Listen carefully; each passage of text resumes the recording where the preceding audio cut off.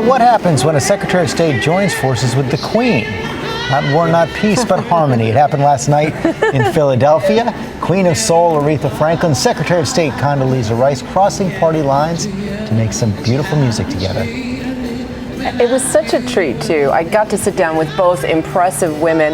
And let me ask you, what is more surprising, that our nation's former top diplomat is an accomplished pianist, or that the Queen of Soul, whose name is synonymous with soul, is playing classical music? Well, they teamed up for a sold-out benefit concert. Check it out.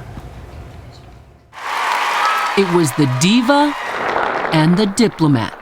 Condoleezza Rice, George Bush's Secretary of State, and the Queen of Soul, Aretha Franklin, with 20 Grammys to her name.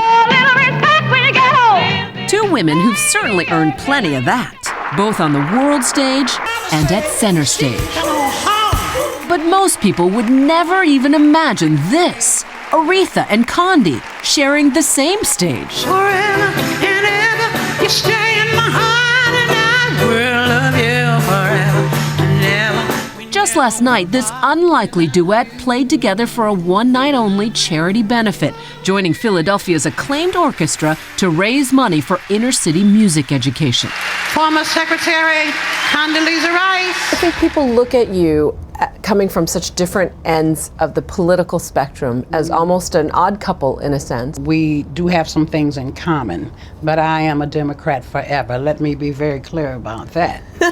All right. I come treaties of thee. She provided the soundtrack for President Obama's inauguration, and you served President Bush so capably.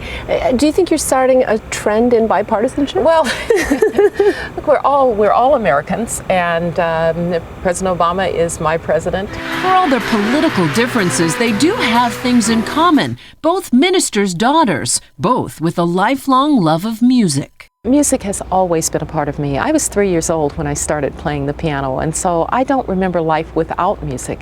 The former music major traded in her dream of becoming a concert pianist for her other passion, international relations. But all the while, she kept up her playing, even during her 8-year detour, as she calls it, to Washington.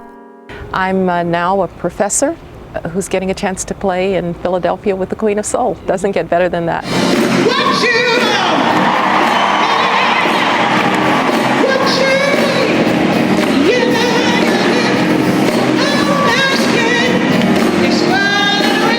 She'll always be the Queen of Soul, but she's about to try on a new hat, that of opera diva. She's about to record her first classical music album. This particular album simply allows me to expand my musical horizons, and it just allows me to express myself in a different way, down a different avenue. That avenue led her to Condoleezza Rice. They'd met at a White House dinner, and soon after, Aretha saw an opportunity to bring their love of music together for a good cause. This is going to accompany me. I heard someone say that she played with the symphony. I said, Condoleezza Rice plays with the symphony? Plays what? The piano. This I had to hear. Why is music so important for young minds? Can you imagine what things would be without music? What would this be? What would the whole thing be without music? Pretty bad. No date yet for the release of her classical album, but she did give us an exclusive preview. Dove andrò, che farò senza lo mio ben? Che farò senza lo mio ben?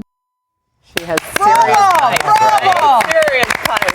And the duo helped raise $582,000 in one concert for the Mann Center for Inner City Arts and Education Programs. Now, a little trivia for you. Did you know Aretha Franklin got her big break as an opera singer at the '98 Grammys? Did not know that. Yeah, Pavarotti got sick and she filled in, and a diva was reborn. That's right. Well, she's got it all, and I, you know, there's just nothing Aretha Franklin can't do, and I think she adds a little bit of jazz to the whole Condoleezza Rice thing. Tell us quickly Condoleezza's name. It's gives an us a clue. Italian notation for opera opera means to play sweetly.